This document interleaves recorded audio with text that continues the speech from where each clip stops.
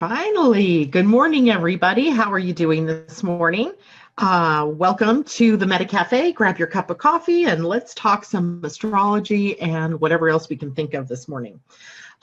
Remembering that today I am on Zoom because on Zoom I can do readings for people. And let's see, I may have to play something here very quickly so that I can see the chat. There we go. And that way I can look when people get in there that want to have a reading. So I hope everybody is having a good morning. It's a beautiful morning here, back to our typical rain. I like the rain, but I'm really ready for spring as well. The temperature is still really chilly for us this time of year, but it's okay, right? Because we make our day, we make what we want of our day. And I'm choosing this morning to be happy about whatever it is that shows up, which is a good thing, right? It's a good thing. So let's start and talk about the moon this morning because the moon has now moved into Leo. It's interesting because I was chatting last evening with one of my friends from the morning show. Plus, I don't know, she's been a client of mine since, I don't know, like 2005, maybe 2006. And she's a Leo. And so we're talking last night, I don't know, maybe 9:30, 10 o'clock. And she goes, the moon has moved into Leo, hasn't it? And I went, you're right, it has. It's already moved into Leo. She could feel the difference in her own energy because of the move of the moon. So it helps when we do this every day because we're kind of cueing in to what is going on in the energies. So I want to show you something really interesting this morning in our daily chart. And the nice thing about Zoom is you can see it very clearly. And what I've done is I've outlined right here at the point is the moon. And at the base of this yod, remember a yod is a very difficult configuration or it can be perceived as difficult. I'm not saying that it is difficult. It actually can be quite juicy in the way things turn out if you use the energy appropriately. But then we have Saturn and the sun at the base of this yod. And you can see it's called a finger of God because it points us right down here at something that we have to pay attention to. And what we're paying attention to today is the moon in Leo, which means that we have a lot of creative energy rolling around within us.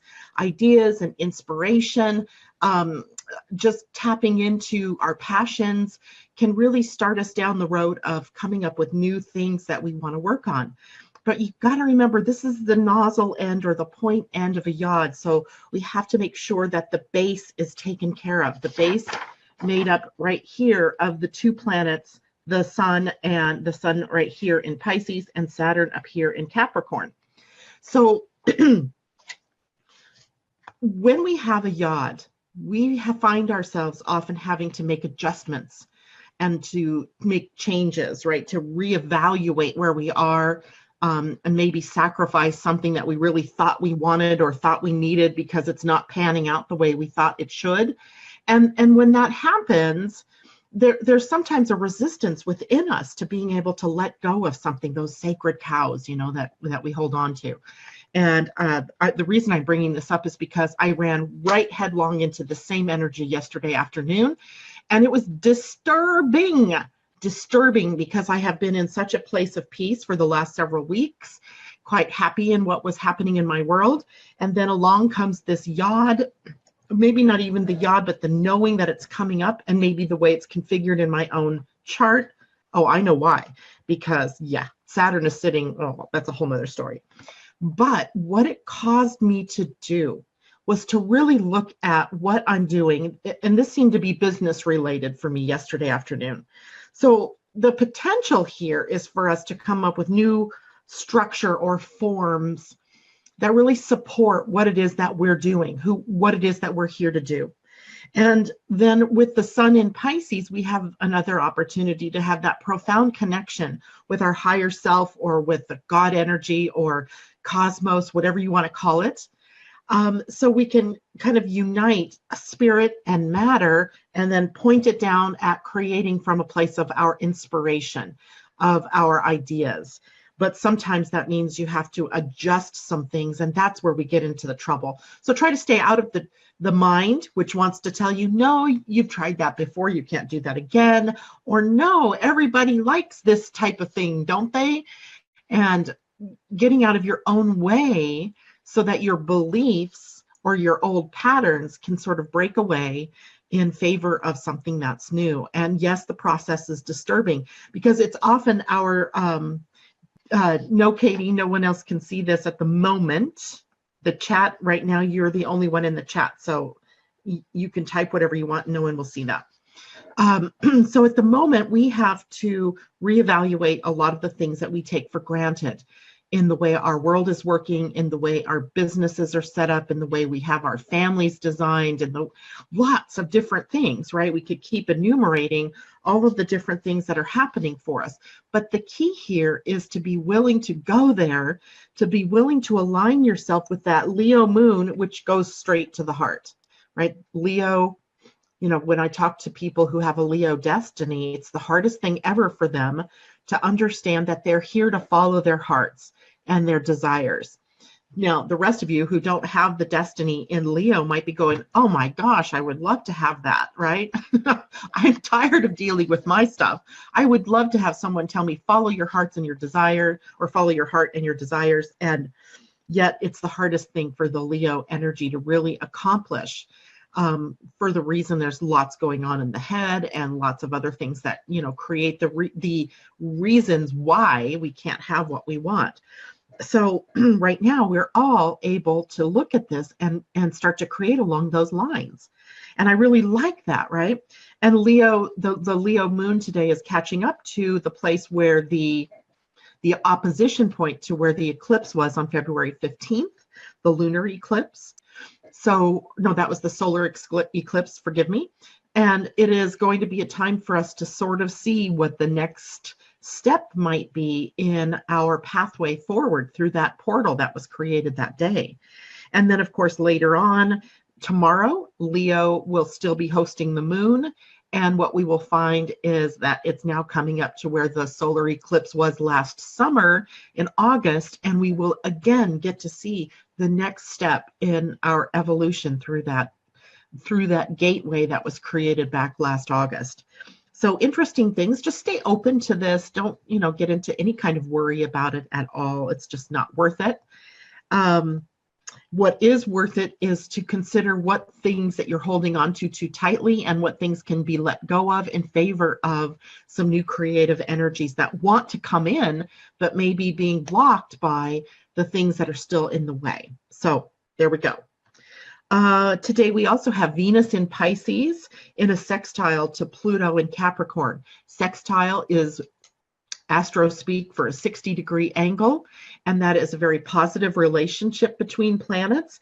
So we get this idea then of Venus, which rules values, ideals, money, and our relationships, being empowered by the connection that it has to Pluto and Capricorn. So Pluto in Capricorn is putting slow but insistent pressure on us to empower ourselves.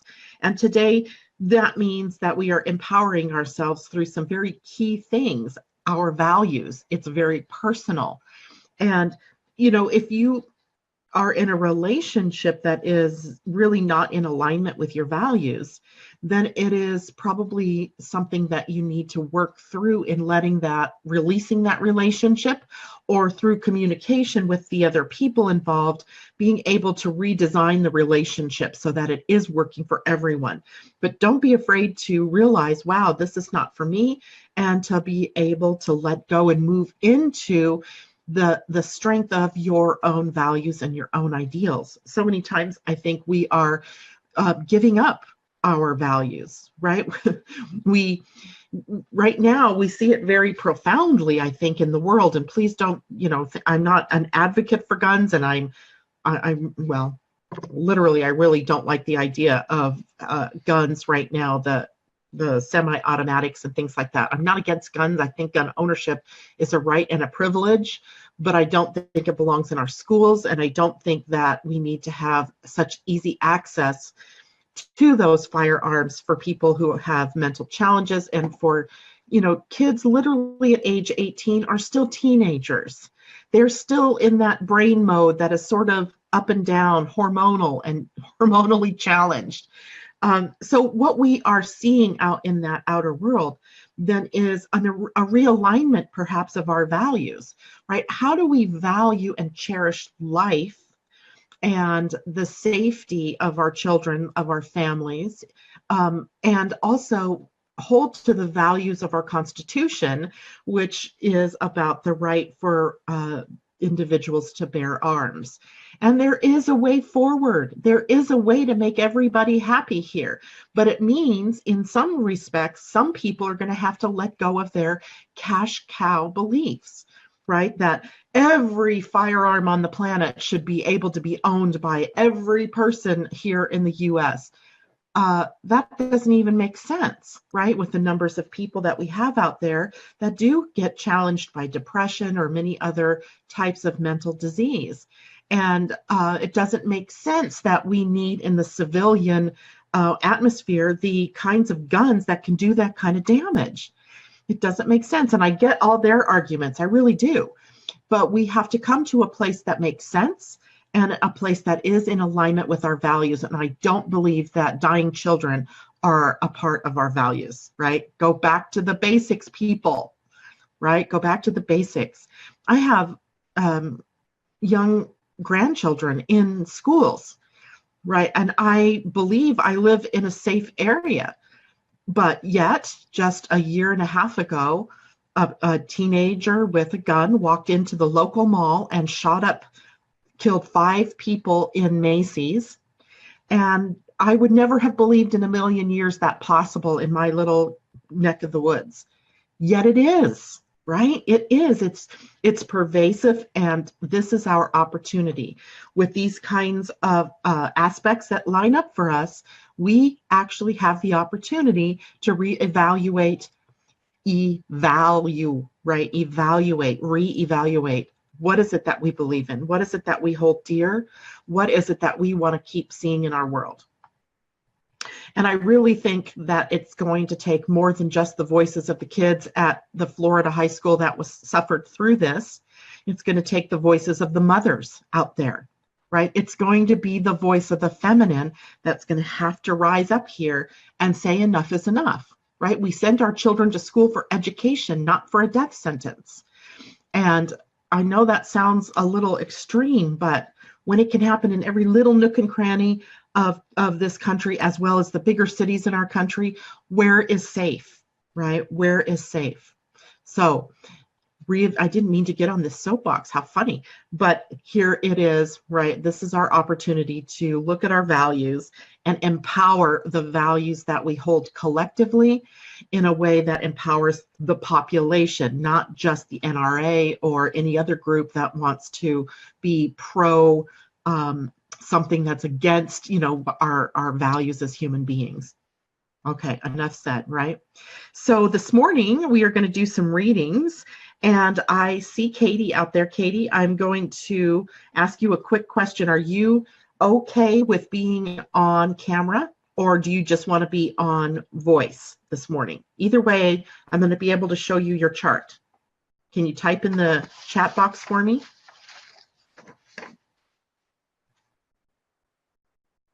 And by the way, for those of you who are joining me via Facebook, as you usually do, I can't see what you're saying, but know that I feel you out there, and I will go back later and answer comments and questions and things like that. But it's good to not see you, but know that you're out there this morning. Doesn't matter, my kids might pop in, no problem, Katie. Okay, so now, see, I've learned my lesson on how we do this. And I go to participants, and I'm going to elevate Katie. I'm going to allow her to talk, and I'm also going to promote to panelists so we can see her lovely face. And she's coming in live with us now. Good morning, Katie. Morning. How are you? Oh, I'm good. Good. I apologize if it gets a little loud here. My kids are not very quiet.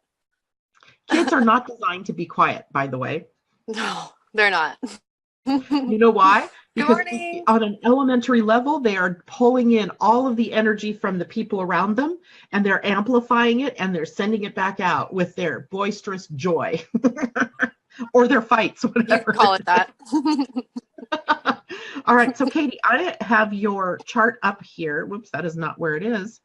So I'm going to share the screen here so we can look at your chart. Share screen, Janet. There we go.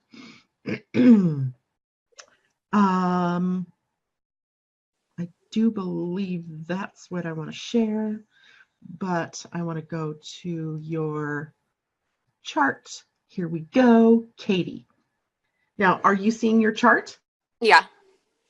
Okay, so what I did for you, by the way, happy belated birthday. Your birthday Thank was you. in February 2nd, right? So what I did was I pulled up your birthday chart so Oh, that cool. we could get an idea of what is happening for you as we move forward or as you move forward into what is your new year, okay? So what you see, let me explain this chart because this is one maybe you all haven't seen before. But in here, these are the planets and where they were when you were born, and just a snapshot of that moment in time. And then out here are the planets and where they were at the exact moment that the sun came back to the spot it was when you were born. So that happened at 12:29 p.m. on February 2nd. So snapshot then of that time gives us an idea of what the themes are, what kinds of interactions are taking place with the planets in your birth chart. And I also have my program set up the houses for me so we can see, because there's no way, if we were to draw up a new chart that was just the day of your birthday, the houses would all be in different places, albeit sometimes they do line up pretty closely, and that's the case for you this year. They line up fairly close to the house situation in your own natal chart. So the very first thing we want to look at is the sun. And here's the sun on your birthday right here. Can you see my cursor moving around? Yeah. Okay, awesome. So the day of your birth was the sun in conjunction with the south node. So this year has a bit of a karmic feel to it for me. Mm-hmm. It's also very close to Mercury on one side and Venus on the other. So all four of these things were in the sign of Aquarius. But whenever the south node is involved, by birth, your sun was at the south node. See that right here? Mm-hmm. So it's Yeah. almost like a mirror, like this particular upcoming year for you is a mirror of what was going on when you were born. So what does that mean? Well, it means that likely this year you're going to be probably noticing that there are some reruns of things that you thought maybe you'd already handled in your life. Situations that are maybe new faces, but same issue, right? Mm-hmm. That is happening. Your birthday sun is in the 9th house. So that means perhaps that this is an expansive year for you and that you are broadening your horizons. Totally. Or in some way, in a growth pattern, right? This is growing year. It really And is. Totally. tell me about that. Tell me about how you're growing and what you're growing into, if you can. Yeah, totally. I think the biggest area is probably career and following my heart. And I touched on that a little bit last week Mhm. in posts with you about moving into a career of astrology and signing up for school and doing all that, and which I had a really hard time with, because I have 3 kids and it just felt really selfish doing something for myself. But like, I You're feel such a like, woman. I know, I feel like there's definitely forces behind me that are completely pushing me in that direction. Yep, yep, Um, yep, yep. So the sense I get here is that it's interesting. I'd love to go back to my own chart when I turned 40. I had the same kind of feeling where suddenly I had been in sales and sales management all my life, and suddenly I put all that away and ended up an astrologer and in this very metaphysical world.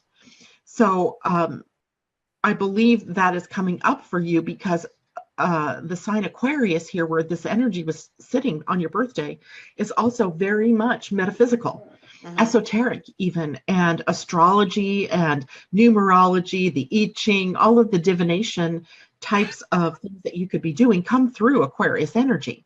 right? Mm-hmm. Because you're thinking outside of the box. This is a completely different realm, if you will, that you would be dabbling in. And I think it's absolutely supported in your chart through the South Node, which means you probably did it in other lifetimes, right? Mm-hmm. Other lifetimes of this kind of work. And your hesitance now can be for any number of karmic reasons, because we've got the karma here, persecution in another lifetime, a feeling perhaps, and we'd have to look at your human design to see this, if that's an action or not, but a feeling of maybe failing in your responsibility to your family if you go on and do this. So lots of different things can be playing out. But what really shines through in truth is what was sitting at your midheaven on your birthday, which is the South Node and Venus. Mm-hmm. And if you look, Venus right here is right on top of the natal midheaven. And Uranus, the South Node and Venus are very close to the midheaven of your solar return. So there's a lot of focus on what it is you're going to do in the world this year. Lots of energy focused on that. And because Venus is involved, it has to be in alignment with what you value, truly value, right? Totally. If you don't value having a job where, you're just going in every day and going through the motions and coming home, spent and having now to deal with family, then you're going in the wrong direction. But if you're doing something you love, even if it is schooling at first, then somehow your life expands to fit that in. The time angels, if you will, come in and they help you expand time, or they help in some other way to be able to accommodate both the education that you're undergoing and the expansion that you're undergoing, as well as your familial responsibilities. Mm-hmm. So when you're in the right place at the right time with the right thing going on, mountains can move. Yeah. Right. So I don't see you being selfish in that. I see that this is aligning you with the right place for you to be. Make sense? That's awesome. Yeah, Yeah. totally. And I think that So let's look at the moon. Let's look at the moon on your birthday.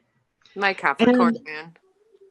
Yeah, but on your birthday, we want to see where it is. And it was at 5 degrees of Virgo.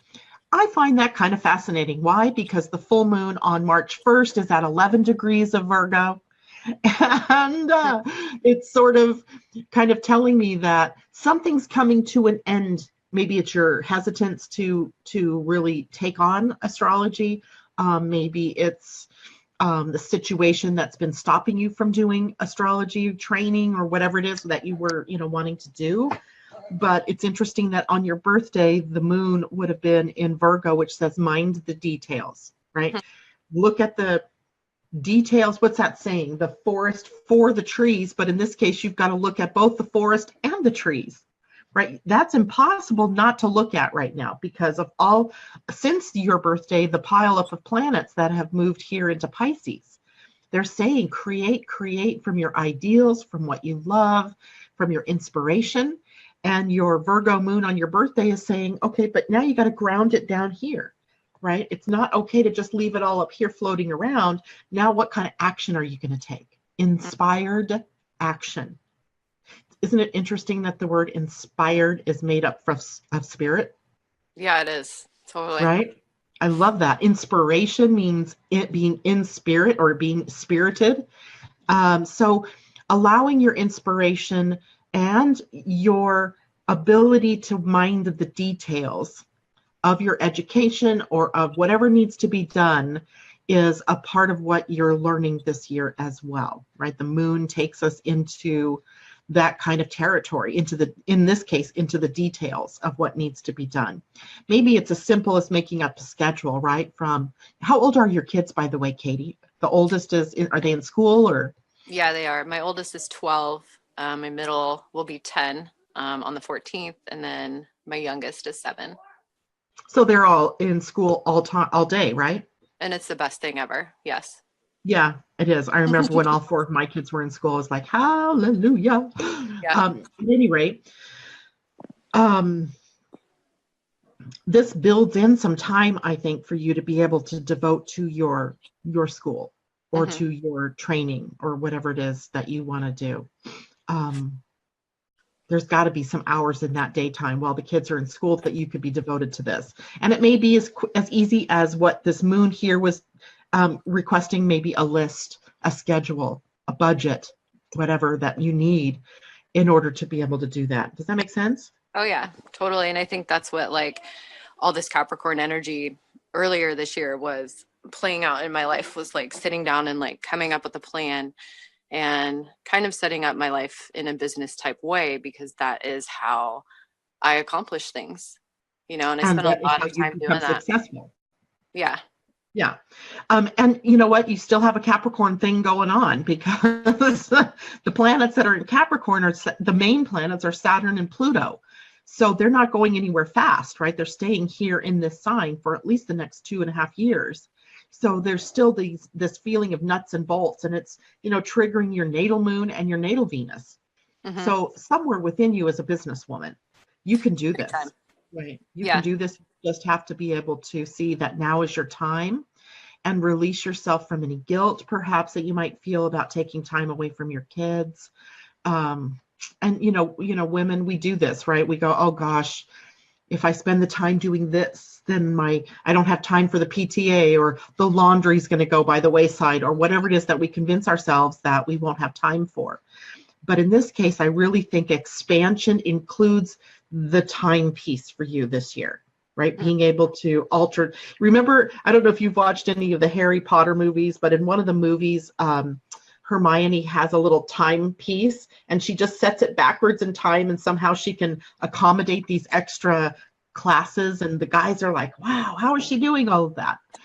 Well, in a magical sort of way, that can happen for you. Maybe not through a literal timepiece, but once you really begin doing this, time will expand to accommodate what you need to have done, to get done what you want to Sure get hope done. so. Yes. Okay, let me take a look here and see if there's anything else, because do you have any questions that you want me to look at? I think, well, earlier when you touched on, this year maybe being like kind of karmic and letting go of some things, I feel like the number one thing that I'm having to let go of is kind of like this absolute disdain of like wanting to be seen. And like I've been a makeup artist for almost 20 years, not a model, even though I was, especially younger, often people wanted me to model for them and stuff. And like, I hated the idea of spotlight. I don't like being on the forefront. And moving into like this arena with astrology, I mean, no matter how you look at it, like I am putting in myself in a position to be more public and more vulnerable in that light. And I feel like it's something I can't escape. Well, let's look at that, okay? Because as soon as you say that invisible piece, or I don't want to be seen, I'm going 12th house, right? 12th house. Here we go, right here, a 12th house Chiron. And interestingly enough, a 12th house part of fortune. So Chiron, of course, brings up the wound, right? The wound that we carry. And the whole purpose of the wound is to cause healing for us in this lifetime. Then you have the part of fortune, which is an interesting piece because it's an Arabic astrology point that they used, and it meant where it is that you're going to find the most joy in your life. So on one hand, you have joy when you're in quiet solitude, right? And being able to do whatever you do through quiet study or being alone or being hidden. But on the other hand, the wound says you can become overly hidden. Yeah. And you can't be prosperous, because here is the sign of Taurus, and your Chiron in Taurus is about dealing with issues around abundance and lack consciousness. And in some way, in this lifetime, you were just destined to sort of face what it is that you value and being able to bring that out of the dark, right? The 12th house doesn't have to be a place of darkness and sabotage and blocks and limits. It can be the place where the beauty from your inner world shines outward to the outer world. And totally. Yeah, I think that you can whenever I emerge think about my 12th house in Chiron, I honestly look at it as an opportunity. And it does like trip me out a little bit. And where I want to go with my astrology is I really want to work in treatment and with people who deal with eating disorders and addiction, and coming up with like personalized plan for them based off of their natal chart and then following their transits. And Perfect for you. yeah, but it's also that also for me, because I come from a very long line of addicts, and both of my parents committed suicide. Both of them were addicts. It's like I've had all these dark, and 3 of my uncles have committed suicide. And like, these are the people I want to work with. Like, I want to work with the broken. And so much of my life has been spent dealing with these like dark places. And especially growing up, this wasn't stuff that I could talk about, you know? Yeah, And right. so We like, still can't talk about it. no, I know. So allowing my story to kind of come forth in the area that I want to go, especially with my career, is a really big deal to me. Really big Yeah. deal, because it's Well, important. it's going to become a bigger deal, right? Great. Because what we're looking at is Uranus and Eris both. I think Eris is going to take her time getting there, but Uranus in May moves into Taurus. And it's going to spend the next 7 years crossing it through your 12th house. So it's really going to be favoring that kind of thing. Now, remember too, the 12th house takes us into the depths of the unconscious or the subconscious mind. So when you're dealing with people and suicide or addictions and things that, those things are hard to uncover because they're often rooted in the subconscious mind. I think that's a perfect way for you to use astrology to dig into people's subconscious. And I wouldn't discount, if I were you, human design as well, I'm because it very does, interested in human design. yeah, it does give them tools on how to live their life in a way that's correct for them. So lots of opportunity here for you to Yay. deal with that.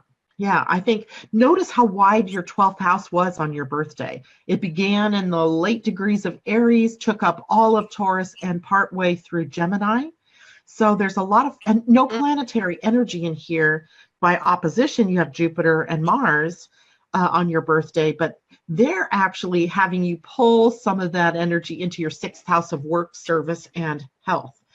So I think and your natal Uranus right here in that same place, right? In the 6th house of health and the body. And I think this is telling you to deal with the mental component of the body and enacting healing in the physical through that gateway.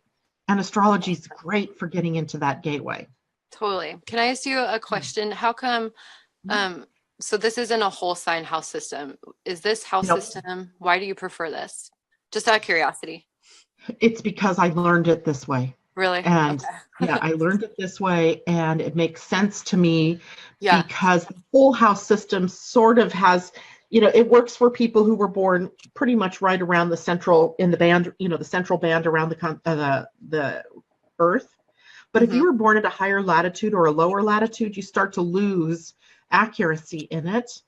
And so I just prefer this one. Yeah. I think we can get to the truth in any of the systems. This is just the one I choose. And if you like the whole house system, then I encourage you to use that system. Well, at school, they are teaching us on a whole house system, and this is what the house system I'm used to. So it's Yeah, so this definitely, looks different to you then. yeah, but it also looks familiar at the same time. Yeah. Getting used to the whole house system has like really been an adjustment for me.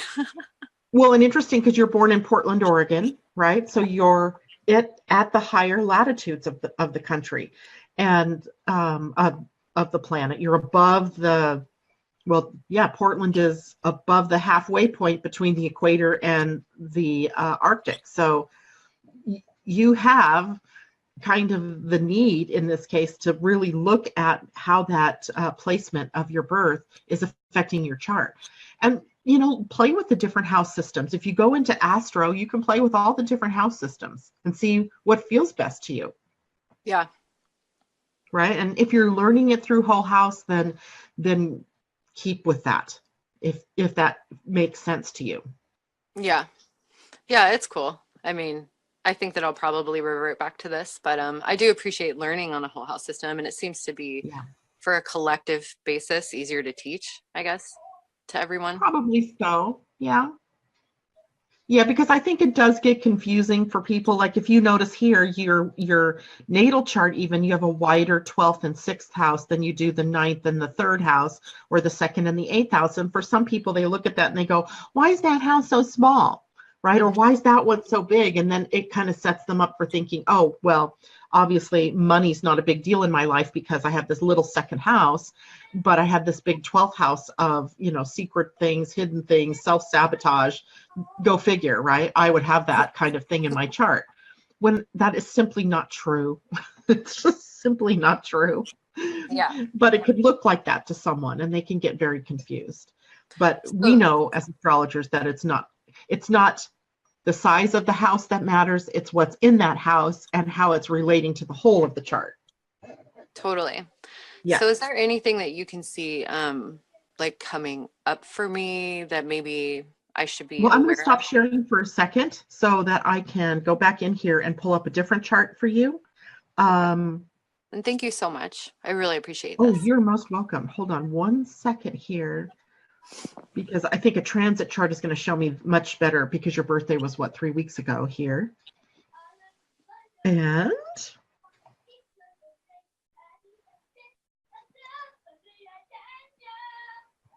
I hear your kids singing. Anya, that's Mazzy. She is obsessed with Michael Jackson, and she's a Michael Jackson shrine in her room. And so this is I what she love does it. every day before school. She puts on her headphones and she memorizes his dance moves and she sings at the top of her lungs. Oh my goodness. And what sign is she? Scorpio. So of course she's got intensity of whatever she undertakes. Oh my gosh, she does. Okay, so here's your transit chart for the moment. And yeah, you've got this mess going on over here on the right. And I know sometimes these lines get really crazy for people as well, so don't look at them and go, just know that it tells me some information. Right now, of course, we have this lineup of planets up here in Pisces, and they are focusing your attention on your career and what is it that you're going to do? How are you going to create who you're going to be? And following your intuition into that, as opposed to doing what other people want you to do. Now, Chiron has already slipped over into your 11th house. So now we're emphasizing the people that you're dynamically linked to. So the groups of people, the associations you have, your friendships, but also your vision. What is my goal? Right? So this is going to be a time, and it's going to get stronger as these three, Mercury, Venus, and the Sun. Neptune's not moving out of your 10th house anytime soon. But certainly the others are going to be moving into your 11th house and focusing your energy on the dream. When the Sun gets into the 11th house, who was that? Jan Spiller, I think is her name. Yeah. She believed that when the Sun moved through your 11th house, it began the most powerful intention setting period of your year. And so for you, that's going to happen here when the Sun gets to, let's see, your midheaven is what, 22 Aquarius? No? Oh, midheaven. I'm sorry. I want 11th house cusp. Is going to be when it gets to 23 Pisces.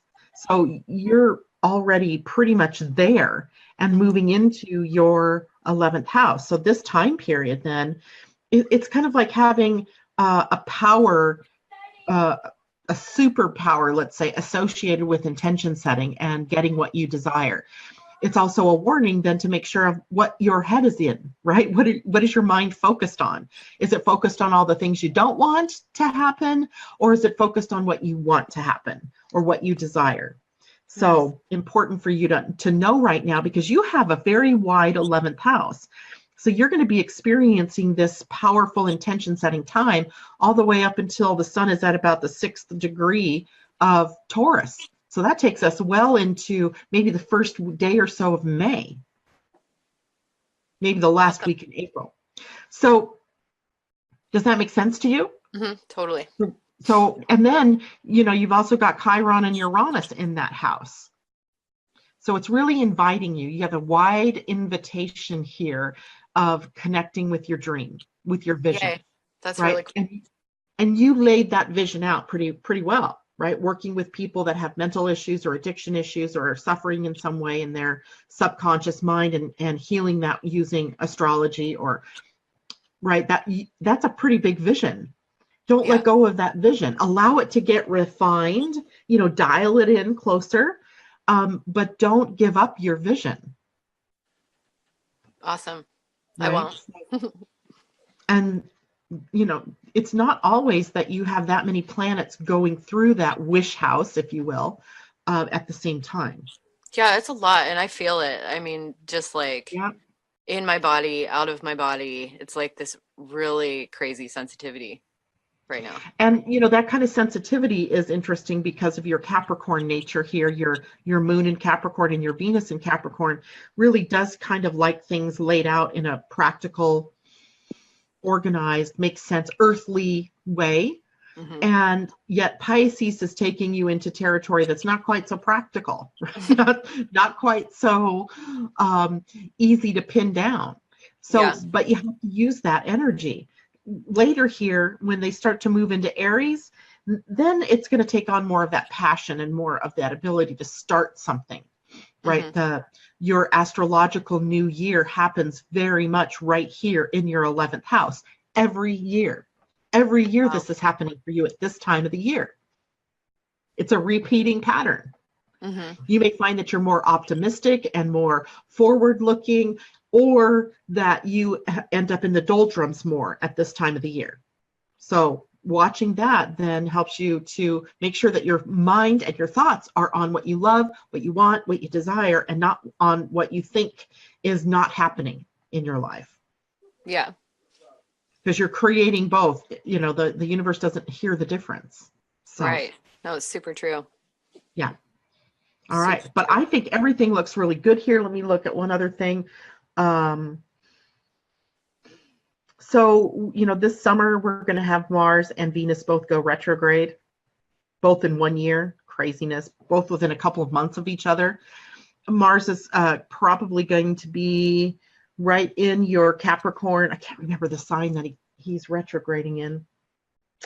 I'll have to look that up for you, or you look that up for yourself and see where that's going to be, because that's going to stunt the action, Hmm. right? So I want you to sort of take some actions now, and then in the summer just be in a position to reevaluate, or to establish a deeper connection with what you're doing while those two planets are retrograding, Okay. mostly because it messes things up. Those two Yeah. don't go, they're every couple of years. Venus, I think, is every 18 months. So we're not as used to it as Mercury, right? When Mercury goes retrograde, we know it. Venus and Mars don't do that as often, so we're not as familiar with how that feels. But certainly Mars in retrograde stymies the action. It makes us have to go inward with action as opposed to the outward expression. So for example, businesses starting under a Mars retrograde are probably not, they're going to run out of steam. They may start out strong, and then it all falls apart. Yeah, that makes So, sense. so watching out for that as we move on, but we'll be talking about that throughout the days as well. Okay, I think you're in good shape, girl. Thank you so much. You are Yay. most welcome. Thank you so much for coming in here. And I'm going to go ahead and mute you but leave you there so you can still hear me. And I think that's it for everybody this morning. Thank you, Katie, for letting me go through your chart with you. That's always so much fun. And if any of you have questions that you want me to look at your chart, next Tuesday will be the next time I do that. Let me remind everybody that today I will be on Angel Heart Radio at 4 p.m. Pacific time, and we'll be taking a look ahead at the spring and what types of things that we can expect coming up. And we'll start, of course, by looking at March and then April and May. Is there anything else I wanted to tell everybody this morning? Tomorrow we'll be back to be live. And so I will be able to interact with all of you that are sitting there in Facebook. In the meantime, I hope everyone has a great day. Enjoy the moon in Leo and its creative inspiration. And I will see you all tomorrow morning. Take care.